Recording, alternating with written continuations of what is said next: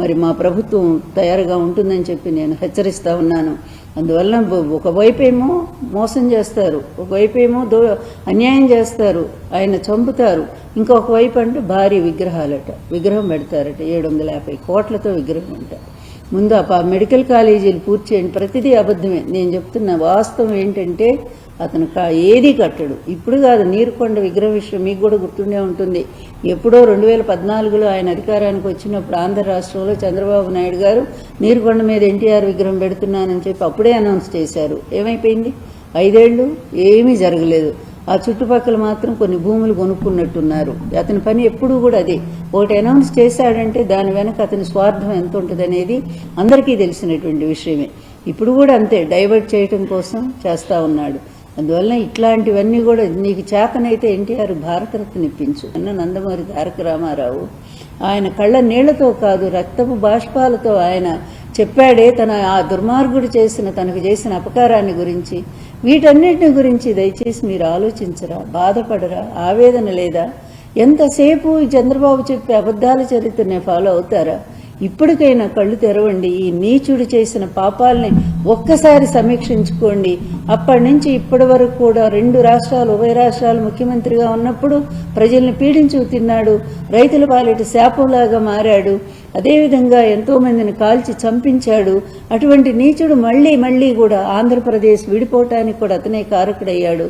విడిపోయిన తర్వాత మళ్ళీ ఏదో ఈ రాష్ట్రాన్ని ఉద్ధరిస్తాడని నమ్మి ప్రజలు ఇస్తే అప్పుడు కూడా హామీల మీద హామీలు, 600 హామీలు ఇచ్చి ఒక్కడు కూడా నెరవేర్చకుండా ఆ రోజు కూడా ప్రజల్ని మోసం చేసి వెళ్ళిపోయాడు.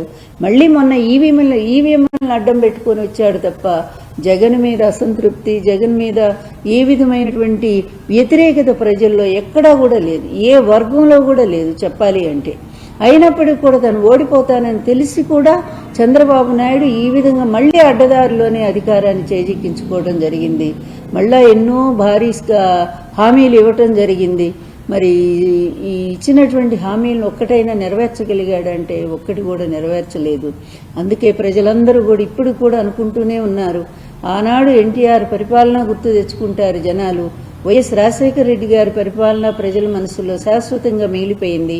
అదేవిధంగా వైఎస్ జగన్మోహన్ రెడ్డి గారు ఆ ఇద్దరి పరిపాలన ఆదర్శంగా తీసుకొని ఆయన అమలు జరిపినటువంటి సంక్షేమ పథకాలు అన్నీ భారతదేశంలో నేను చెప్తున్నానండి, ఈ రోజున్న ప్రముఖమైనటువంటి వ్యక్తుల్లో నిజంగా ఆయన నంబర్ 1లో ఒకవేళ మోడీ గారు ఉంటే ఉన్నారేమో, నాకైతే తెలియదు. కానీ అంత పవర్ఫుల్ ప్లేస్లో ఈరోజు జగన్మోహన్ రెడ్డి గారు ఉన్నారు. ఎందుకంటే ఇచ్చిన మాట కట్టుబడి ప్రజలకు ఏవైతే హామీలు ఇచ్చారో వాటన్నిటినీ కూడా 99% అమలు చేసిన ఏకైక వ్యక్తి జగన్మోహన్ రెడ్డి గారు అనేది ప్రజలందరూ కూడా గుర్తించారు.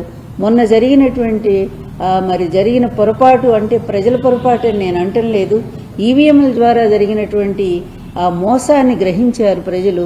వాటిని సరిదిద్దుకోవటానికి నెక్స్ట్ వాటిని ఎదుర్కోవటానికి మళ్ళీ ఆ మోసమే జరిగితే వాటిని ఎదుర్కోవటానికి ప్రజలందరూ కూడా యుద్ధం చేయటానికి కూడా సిద్ధంగా ఉన్నారు. ఏ విధంగానైనా సరే మళ్ళీ ఈ మోసాన్ని అంతా కూడా వాళ్ళు అడ్డుకొని మళ్ళీ జగన్మోహన్ రెడ్డి గారిని అధికారంలో తెచ్చుకోవాలనే ఒక కృత నిశ్చయంతో ఈరోజు ప్రజలందరూ కూడా ఎదురు చూస్తున్నారు. ప్రతి వర్గం కూడా అల్లాడిపోతా ఉన్నారు. ఎవరికి పండగలు లేవు, ఏమీ లేవు.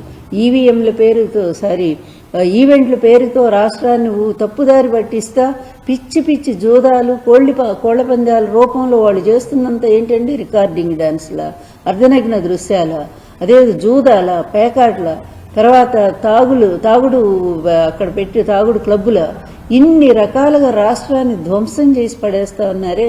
అట్లాగే విశాఖపట్నం, నిజంగా విశాఖపట్నం అంటే మనకి ఎంత ఫేమస్ అండి. మహానగరాల్లో ఒకటిగా రూపొందాల్సినటువంటి విశాఖ నగరాన్ని జగన్ గారి హయాంలో ఎంత అందంగా తీర్చిదిద్దారు, దాన్ని ఎంత సుందరంగా తీర్చిదిద్దారు. అలాంటి విశాఖ బీచ్ని ఇప్పుడంతా కూడా డ్యాన్సులా, లేకపోతే ఏదో ఫెస్టివల్, విశాఖ బీచ్ ఫెస్టివల్ పేరుతో పిచ్చి అన్న అసభ్యమైన దృశ్యాలకి అక్కడ ఆలవాలం చేస్తూ ఉన్నారా?